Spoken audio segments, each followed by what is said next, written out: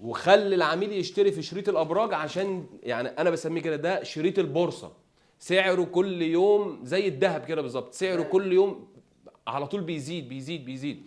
ورا هو حاجته في منها شبه كتير جدا وسعرها زي ما هي.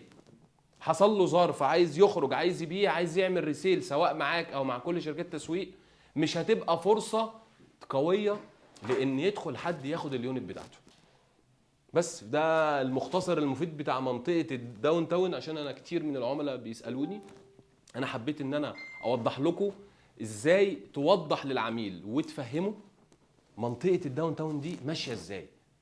طيب العميل اللي ميزانيته اقل من 2 مليون يعمل ايه؟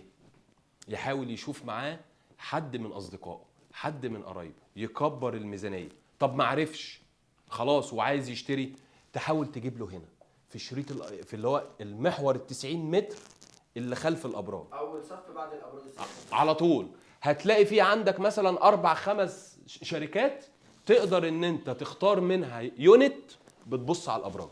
انا المهم عندي ان انا اشتري على محور رئيسي، سواء المحور المركزي او محور الرئاسه او محور بن زايد، الثلاثه.